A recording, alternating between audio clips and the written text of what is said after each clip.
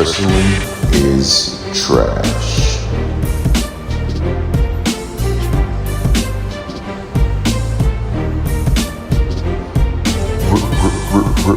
Wrestling is trash.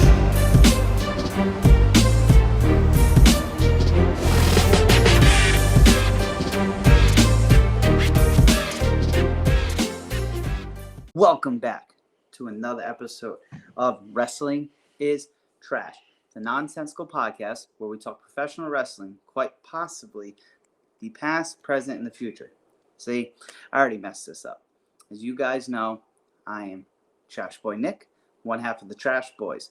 But if you notice one thing today about me is another fellow Trash Boy is not here. Lou from the BX, Trash Boy Lou, co-host of the show, the man who usually runs the introductions, is not here today. Got some medical problems, just feeling under the weather. And I haven't done a solo episode in a while. And I was, man, there's no need to rush through this. I'll take it. And I'll just speak my mind on some things.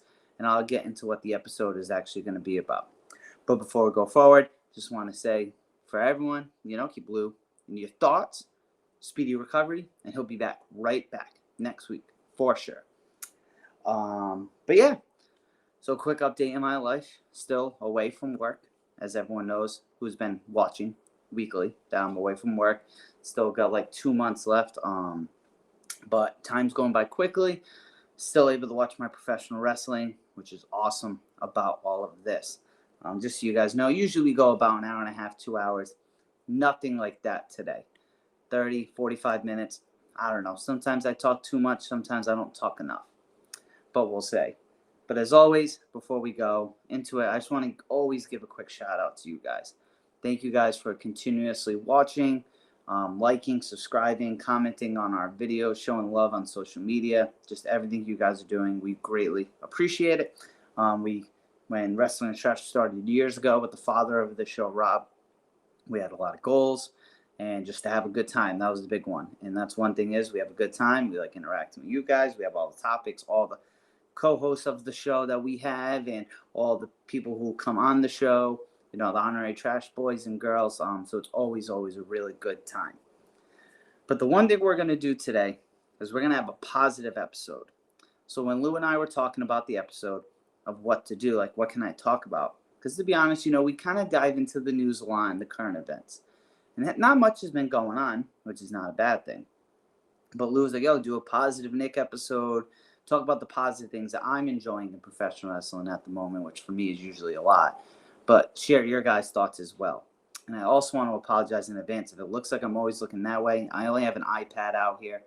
So that's why things might look a little different, but I'm doing what I can. So I hope you guys aren't too upset about it. But I kind of started off saying how you guys, our fans and listeners, have been doing great. Well, I also think the crowds in professional wrestling have been phenomenal.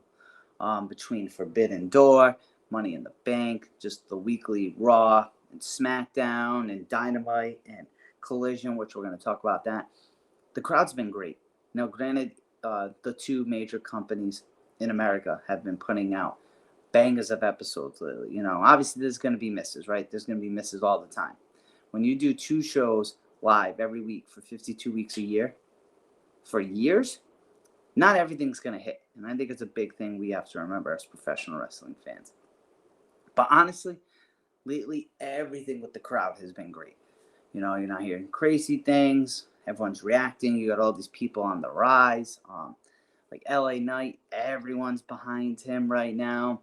The MJF Adam Cole storyline, we're going to dive into. I'm going to speak on that a little bit, but everyone's getting invested in that. It seems like the crowds and the fans as a whole are really invested in what's going on in the world of professional wrestling right now.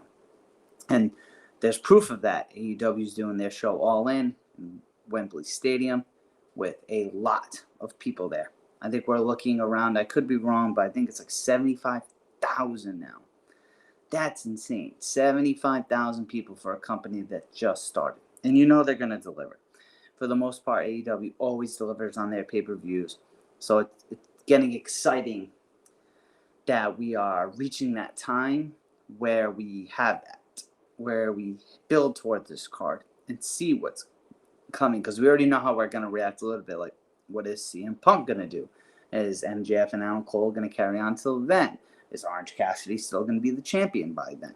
So much more. Like, you know what I mean? What's the Elite going to be doing? Or just everyone, everyone. Tony Storm, who's going to be doing what? Are we going to have any debuts? Are we going to have any returns? Are we going to have any New Japantown? Like, is there a chance we run back Kenny and Will again? There's a lot that can happen there. And I think it's because the crowds have been vocal lately on everything, what's going on in the world of professional wrestling.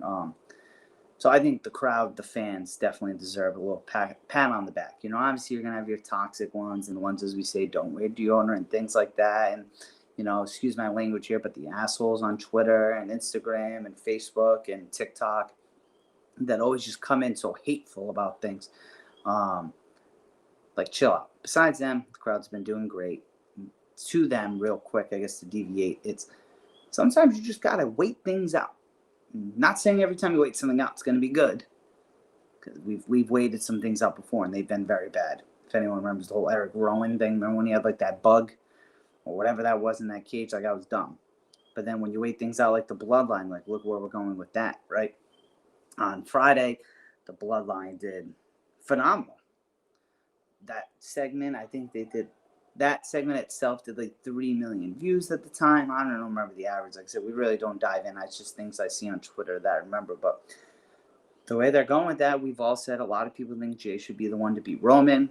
So is he going to be? Like, if you would have told me when in 2019, then in 4 years, the main event of SummerSlam is going to be Roman Reigns that fans aren't sick of, and his cousin Jey Uso for the biggest title in the company right now, from a historic reign where people think it might end. I personally don't think it's gonna. I think they're still trying to maybe stick with the Cody thing.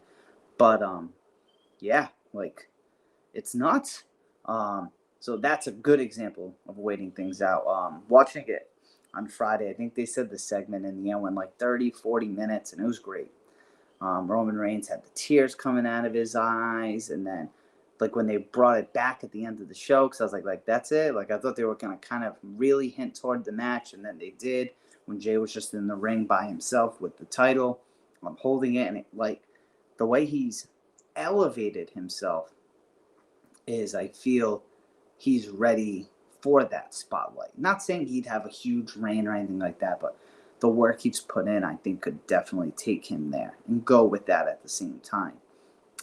But yeah, like, Bloodline stuff. I kind of want your guys' thoughts on, because you see a lot of people putting it online on Twitter, so throw it in the comments or tweet at us or whatever, say it on Instagram. You think this goes down as one of, we'll say, top 5 best storylines in professional wrestling? I know you have like Macho and Hulk, you have the NWO, some people are saying Kane and Undertaker, you have this, then you have just DX, there's Austin and McMahon, and we have so many different ones. You have Goldberg's like undefeated streak with WCW. Then you have even stuff with ECW from back in the day. But, just all of that stuff, which we did an episode on. I think it was either storylines or rivalries. I forgot what it was, but it was like over a year ago. But this is up there personally for me. I guess I'd say I'm biased because I have been a fan of Roman Reigns since like The Shield. So now that he's on this, I've stuck with him the whole way. So maybe that's why I'm a little biased. I think it could be in the top 5 personally. And it's cool being able to witness this, though. That's the thing. Like, I feel a lot of people take it for granted because when it's done, what we're going to look back on it and be like, damn. Like, think about it. When Money in the Bank, when he got pinned, everyone was like, wow, like, this dude actually got pinned. No one was expecting it. No one at all. If anything, we would have thought Jay would have pinned Solo, and maybe that led to a match, or that match, him pinning him, led to him and Roman. Like, no one was expecting that, right? You even thought the first time Roman gets pinned is when he loses that title. So I'm intrigued to see where they go with this. I'm assuming Jimmy is going to be written off TV until then. Maybe come out at SummerSlam, because we all know Solo's going to get involved, because Solo's involved in all of Roman's big matches, debuting at Clash at the Castle, where we thought Drew was going to win, and then at WrestleMania when everyone thought Cody was going to win for the most part. So you just got to see kind of what happens there. So he's going to make his presence. I'm assuming that's where Jimmy gets involved. But yeah, man, the Bloodline's done it for me. It's kind of cool for where I'm at for work. Speaking of the Bloodline stuff, I do have like a Roman Reigns shirt, the Greatness on a different level mode, and wearing it to the gym. You know, wrestling fans, we're kind of close. We all talk. There's a guy who I had that shirt on conveniently, and he walked in with a Cody Rhodes hoodie. You know, I threw up the one, and we started laughing. Then we talked after. He was actually at the Royal Rumble this year before he came out here. And what other big shows has he been to? I know he went to the Rumble as well in 18 when Nakamura won in Philly. That was really good. But he's been all over too. And yeah, we were just talking about how good the storyline is. And he said, for all you wrestling fans, so I personally, luckily, have been to a WrestleMania. He's gone to WrestleManias and Royal Rumbles. He says, yes, obviously WrestleManias are great, but a Royal Rumble is the best show just because of that fan interaction. It's on my bucket list, something I still want to do till this day. So hopefully in the next, I don't think they've announced 2024, but maybe if it's on the West Coast, hopefully I'll be lucky enough to go. I know my girlfriend would like to go as well. She says just, you know, little things like the 10, 9, 8, 7, 6, 5, 4, 3, 2, 1 countdown. Like, that's got to be cool. And you see the crowds all night do it. But anyway, back to the Bloodline stuff. We were just talking about, like, how good it is. And, like, he was one who, you know, damn. Oh, he was at Mania when Cody came back, too. I think that's when he got the hoodie. But anyway, he's like, yeah, you know, everyone was all in on Cody. He's like, I was all in on Cody. And then, like, you're mad. Everyone was mad, I think, for a solid week or two. I don't want to say mad, but, you know, questioning what happened. And then now everyone's like, nah, this is fine. They're doing good with the Cody stuff in regards to keeping him away from Roman, but still lurking at the same time. Like when he did the press conference after Money in the Bank, talking about going for the World Heavyweight title, how, like, it's a great accomplishment, but it's not finishing the story. You know, he has his rubber match with Brock, so it's going to be great to see where they go with that from there. And then kind of diving into Saturday, I'm going to try to go through days of the week. On Saturday, though, Collision, another great episode. Now, I really hope this sticks. The reason being, one, I love wrestling and I want to see wrestling succeed. But something about Collision is just so different than Dynamite. I'm personally now getting into 3 or 4 episodes in. So, you know, obviously you're going to stack the beginning and do everything. But I think because of the experience they have from Dynamite, they're not rushing as much with Collision. They're not trying to just squeeze in as much as they can as well. You know, the matches are good. The storylines they're doing there are good. I love the setup. I love the color, even like just the red and yellow, kind of orange. I love that at the same time. So everything they're doing with Collision has been off to a great start. Even the setup, like, I don't know, I just enjoy it. Now, granted, where I'm at, I watch wrestling like the next day. So like I watch Raw on Tuesday morning. It's always in the morning, but the next day. So like SmackDown, I watch Saturday morning. Collision, I watch Sunday morning. So it's also easy for me. So I haven't been in that boat yet where it's like, all right, well, do I stay home Saturday to watch wrestling? And I've made it known probably before I'm not going to because of how much I watch. But if something's good, I'm 100% going to go back. But if Collision got to that point where I think it actually could get to, if there's something good going on in the show, I don't see a reason maybe not to maybe go out one day, lay low key, watch whatever, and then watch Collision and then maybe go out from there. Luckily, like I've said to Lou before and on the show, living in the West Coast is a little different. Kind of have that luxury of watching wrestling. Like I said, for me, Raw comes on from 5 to 8, Dynamite 5 to 7. Like, you know what I mean? Like, I still have so much time left in the night. After, that's the one thing I'm not looking forward to whenever or if ever I go back towards on the East Coast time. But yeah, Collision's been great. Tony Khan's doing that. I'm really curious who else is helping behind the scenes more. I don't think we really know too much yet. And everyone keeps saying, well, their crowd attendance isn't good. It isn't good. Yeah, it might not be the greatest, but the fans, and going back to that first point, the fans are just doing so good. Like, to me, in wrestling, right? Yes, it's cool when you see the big crowd, right? When they zoom out, like if they're at Madison Square Garden or the United Arena, right? You see like these views and yeah, it's cool seeing a packed house. But a lot of time when you're watching wrestling, you see like the front section of the hard cam and that's it. Like Does it worry fans sometimes? Hey, if Dynamite or Raw doesn't sell out or whatever, like, yeah, but it's not like a big deal. Like, does it really bother you, the fan watching at home? Me, it doesn't. So I don't need to see 13,000 people at Collision every week or 8,000. Like that doesn't bother me. As long as the crowd's good, which they have been good, even for the smaller size. And we all know AEW is not doing as many bigger venues, I should say. I know they're debuting in the TD Garden for Blood and Guts on July 19th. So that's going to be really cool, going into a big arena. That's where Survivor Series War Games was last year. So that's cool to see. So I think eventually Collision's going to get to that as well, for sure. We always bust Tony's shots. We bust everyone's shots, right? But Tony's been doing very, very good with the AEW product. He's taken it to heights that some probably thought it would never go to. Like, if you really would have thought in 2019 that AEW would do 75,000 somewhere, you'd probably say, yeah, but not, in my opinion, not in the time frame they're doing it. And I think we said this again, so I might be, but I'm pretty sure last year during one of the episodes, I asked Lou, if they did the Jacksonville Jaguar Stadium, obviously convenient, Tony Khan owns it, him and his family, could they sell that out? And he said no, and I agreed. Well, Tony, as we say, you must be listening because you're making us eat our own words, but it's in a great way that you're making us do that. So keep delivering on that. Keep delivering on Collision. Like I said, CM Punk, finished the story. As everyone was saying, he finished the story before Cody, beating Samoa Joe in a great match. FTR and Bullet Club Gold had a phenomenal match. It's great.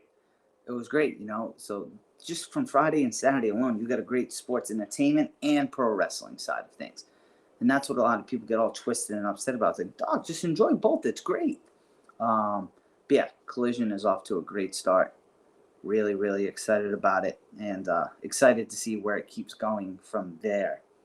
I guess then kind of going on to Saturday as well. LA Knight. I mentioned his name earlier. LA Knight was not on SmackDown. So for those who read about SmackDown, I think the Bloodline segment went over. I don't know how long, but it went over. So things got cut. So granted, I don't know if he was even advertised to be on the show in the first place. But SmackDown was a great show in general. You had Edge with Grayson Waller saying he swam and all that. Grayson Waller's going to go off for a hot star. I can go off about him forever. Hope to see him on the SummerSlam card. But now kind of moving in towards the weekend where LA Knight, they did a digital exclusive with Hit Row coming out, being heels, talking about the Knicks, which I wish Lou was here to hear what he thinks about that. How they won't win a ring, and that's the only ring they'll get. And LA Knight came out and cleaned the house with them and just said, everyone knows who I am or something like that. Said LA Knight, yeah, walked out. And that video went on fire online. 2 million views and things like that all over social media. I think he's like 4th in merchandise sale now. Everyone's hoping to include me. He goes up for the U.S. title since in Austin Theory's title reign hasn't been that good. Let LA Knight get it since we all thought he was a shoo-in for the briefcase. So maybe this is what's going to happen. Triple H said patience, patience, patience. But just wanted to give some love to LA Knight in that regard. A lot of people saying, it's a rip-off Austin and Rock, but yeah, he might have some of those tendencies, but that's fine.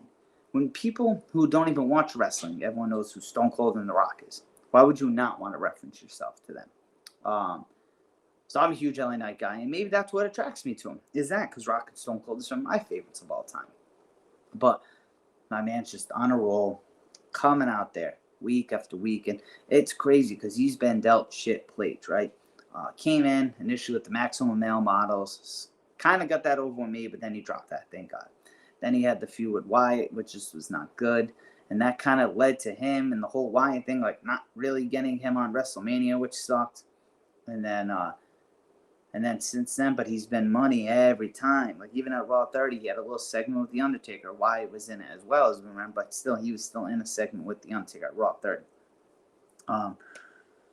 So got to give him some love on that. I just wanted to I think LA Knight always deserves the love. Dive back into the AEW side of things. Kind of want to know everyone's thoughts on this whole, what's the exact verbs, the random tag team tournament. I forget the exact name right now. I apologize. But you got MJF and Adam Cole together, and as we all know, they have the storyline of them fighting for the title as well. But man, MJF's one of them. He buys into every story line. As you know, at Forbidden Door, Adam Cole couldn't compete because he was sick. MJF tweets, I'm not going to make it because I'm sick. Then he's like, Max, shut the fuck up. You're going to be there. Then the cake in the face in the ring. And then he joined his Twitch stream. It was talking about, what were they talking about? Was this something with the ring gear or just, hey, buddy, I think we should do this? Like, it's just been so good to me lately. You know, I'm happy to see that Adam, because I think Adam Cole can do comedy well too. You know, he did some of it as a heel in NXT, but I'm happy to see him being the serious guy at the same time, but then like also delivering on this. I kind of hope this goes for All In, but I don't know where they're gonna go. I'm assuming it's gonna be them, and I hope it main events. But I wonder if they're going to build it up, because I think now it's what? Today, you know, Trash Tuesday, so the 11th in the States. So they have like, what, 6 weeks to build it up, plenty of time. I want to see a main event, though. I want the AEW World title to be defended in the main event at essentially their version of WrestleMania, 75,000 people. And MJF, I think, deserves it as well. Maybe something happens with Punk or Omega, you know, they're huge stars, as we saw with the main event. Who knows where it goes, but I'm very bought in on this right now. It's probably my favorite thing going in AEW at the time, but I'm very biased towards MJF. I'm a big MJF fan. Yes, I want to know where they go. What other ones? You're hearing reports of Swerve and Keith Lee's going to happen. That'd be dope to see happen at All In too. Who's going to challenge FTR for the tag titles, if they'll be defended there? Is Orange Cassidy going to be on his 75th title defense by then? Because that's all that man does is defend it in bangers at that. You know, Sheamus probably calls him after every match and tells Orange Cassidy, banger after banger after banger. Because that's the way he be coming with it. Now, like I said, like I'm very intrigued to see where they go at All In. Because as of right now, not everything's predictable. But I like that. Predictability is not a bad thing either, right? I've said that before on here. But this is good because it's like Tony's got to bring out the full house, you know? He's got to have the pocket aces ready or whatever you want, whatever, you know, gambling term you want to use. He's got to put it all out on the table because, well, and then all out's the next week, you know, no pun intended there. But I'm so excited to see what he does because that dude is just such a fan that I know he's going to want to deliver on this. And that crowd is going to be insane. So I can't wait. Like, is that the show? Like, do you make a title change there? Like, do you guys think if it is Adam Cole and MJF, does Adam Cole take the title? Do you think Adam Cole has I'm trying to think of the power, like, has what it takes to be the champ? I personally think he does. I don't think he should win the title, but I'm a little more biased because I love MJF. But you know, I think he can 100% be the AEW World Heavyweight Champion. He's smooth on the mic. He's great in the ring. So I am excited to see where that goes from there. And then kind of sticking on Raw, what happened with Raw. The big thing that came out of it for me, they're going with this Ricochet Logan Paul thing. If you guys remember the NXT version of Ricochet, he was feuding with the Velveteen Dream. He just jumped over the ring, the whole ring, damn near, and freaking landed on his feet and confronted him. And he did the same thing with Logan Paul tonight. They brawled a little bit. Logan Paul had a great reaction and sell to Ricochet doing that. Ricochet, man, that dude's just a freak. He's just not a human, the things he can do. Gravity does not work with him. I think it's awesome that Ricochet is getting this spotlight, right? Because big fan of Ricochet from the beginning, even before his time in WWE. And Logan Paul, you know, say we want, we kind of gave him semi-flowers last episode. But he brings in viewers. And that's exciting for the company, right? I'm personally a fan of watching him in the ring. I don't follow Logan Paul the human. I just follow him when he's on wrestling. So I like him. You know, he's embracing the heel thing, but I'm really excited that Ricochet's getting the spotlight from the viewers. As we all know, at the Royal Rumble, they had that sick spot, yelling at each other, jumping across the ring. And you thought maybe that was it, which they did go viral for. Logan somehow goes viral every pay-per-view, doing something, whether it's on his own or with the WWE account.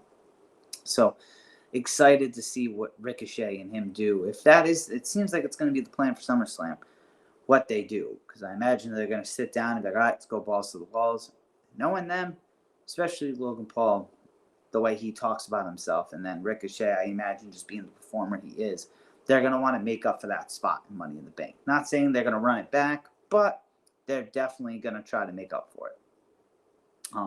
I want to know your thoughts. Do you think that's where, because Logan Paul hasn't won a match,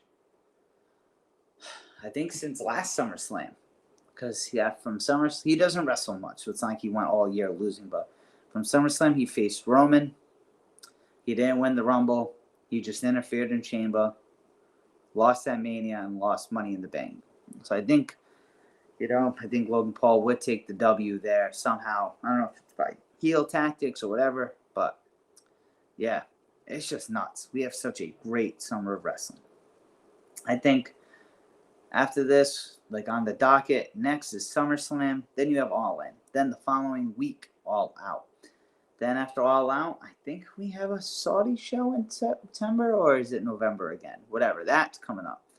Oh, no. Then we have Payback in the beginning of September. Then we have Fastlane in October. Then Saudi probably in there. Then we have Full Gear. Then we have Survivor Series, which looking at, they didn't mention War Games. So will you bring NXT into it now? They're trying to make that big. Then December, I think neither show had a pay-per-view last year, so maybe they'll do the same thing. But still, so many great shows to watch. New Japan's probably going to have shows, Hopefully Mercedes Moné is not out too long. Bring her eyes, right? She brings eyes to the product over there. So maybe that comes out, and we'll see what happens. But yeah, I don't know. Just I feel personally, and like I said, everyone says positive and negative. We all laugh about it, right? Because it's true. But there's a lot of good happening right now in wrestling. And I think we have to take it. We can't take it for granted while we have it. Because if you remember, in wrestling, there were some dark times. Like 2018, that sucked when Baron Corbin was doing the Constable thing. And then AEW just gets on TV, and then COVID happens, so they're dealing with COVID, and I think they did great during the pandemic, personally. But you know what I mean? Like, there's always somehow a speed bump in the road. But it seems since post-pandemic with crowds in the middle of 2021, both companies have been on a hit. Wrestling's just been so fun to watch. So I think it's great. I really, really think it's great. I think out of everything we talked about, though, today, what I'm really excited for the most is All In. One, because of the match card that it's going to have, right? Two, 75,000 fans in the UK, which are the best fans. Even though the fans of Puerto Rico were pretty freaking good at Backlash. They were insane, which they're up there too. But, the UK's got that tradition of being just phenomenal fans. But other little things, like the production aspect of it, bigger stage, maybe. They've kind of fell in line with the WWE thing where they really don't do crazy different looking stages. I think their stages look good for Dynamite, Collision, things like that as well. But curious, with 75,000 people, are they going to try to have something bigger? Are they going to stick what they have?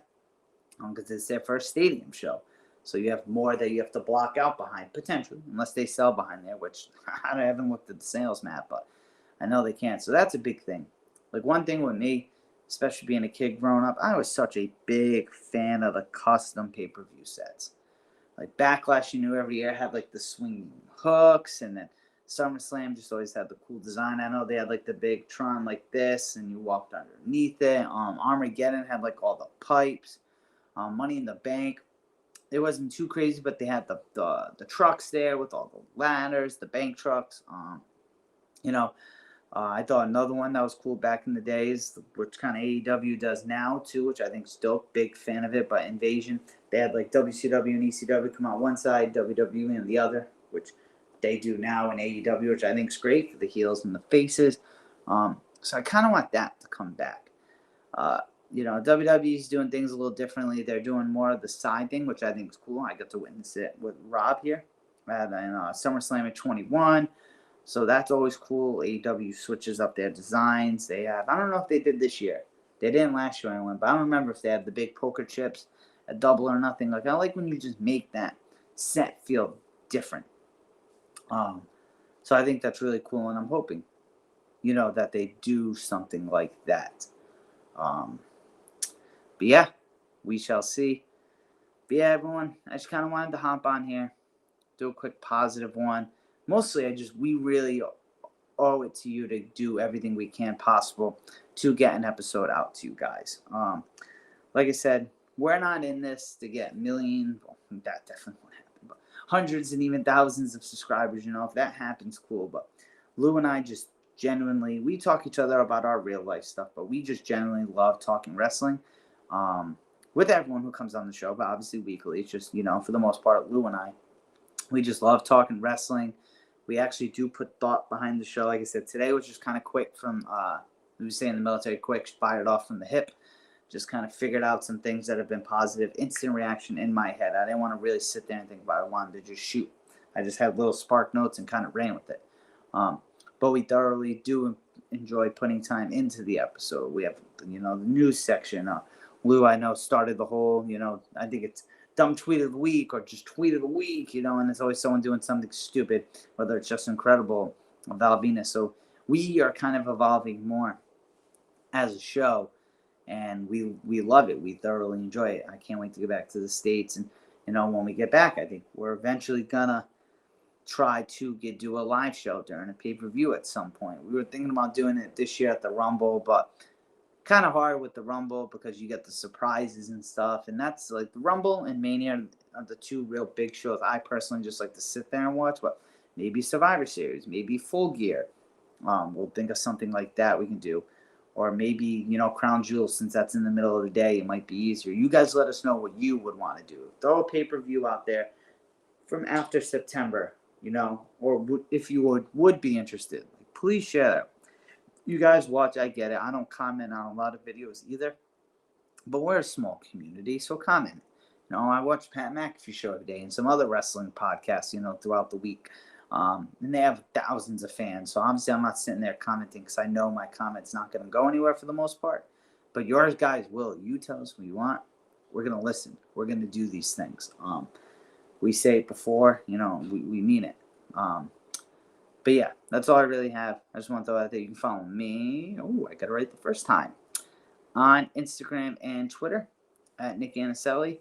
I'm kind of one of them. If I know I have a mutual friend, I usually don't follow because there's all these bots on social media. So if you've tried adding me, add me again. But follow the Wrestling is Trash page and then try to add us on our personals, because then I'll know, oh, okay, this person, he or she listens to the show. Like, that's where I know that's going to come from. Follow us on Twitter, where me personally, I get behind there. Sometimes I tweet during the shows or after, but mostly I get out there just to push the product to you guys. And then on YouTube, Lou's killing it with our YouTube channel. He puts out the shorts. He does everything. He uploads the video. I thanked Lou before, and I'll thank him again now. He's put in a lot of work for this podcast. Since I'm away, I do. I just get on here. I click it. When it's done, he forwards it to me on my phone. He texts it to me. I copy the link, and I type something up for Twitter, for the podcast, for the website, and the YouTube, right? So I always thank you to Lou for what he does for this show. So I can't wait to get back and be able to help, because I usually try to do the website, Apple side of things, and Lou does the YouTube. He's been making the photos, and he's been putting in a lot of work. So it doesn't go unrecognized, homie. So thank you. But yeah, so after my thanks to Lou, you guys should definitely go on the YouTube page and follow it. Wrestling is Trash. Like, subscribe, share, comment. Please pass it on to your wrestling friends. I try to pass it on to as many people as possible, so I kind of hope you guys can do the same. But as always, I'm Trash Boy numero uno, Nick Anicelli. Thank you for listening for the past 33 minutes and 34 minutes. Like I said, I wasn't going to keep you guys long. I'm not going to sit here and go on a soapbox for a long, long time. And if you've ever done a podcast alone, sometimes it can get a little awkward, but I do enjoy talking wrestling. Just think, I'm looking at a camera, and for the past 34 minutes straight, I've been talking wrestling to myself, right? Because you guys listen and everything, but essentially it's to myself. So thank you guys as always. We, on behalf of me and Lou, thank you for everything. We both bid you a farewell. Enjoy your wrestles, and we will see you next week. Peace.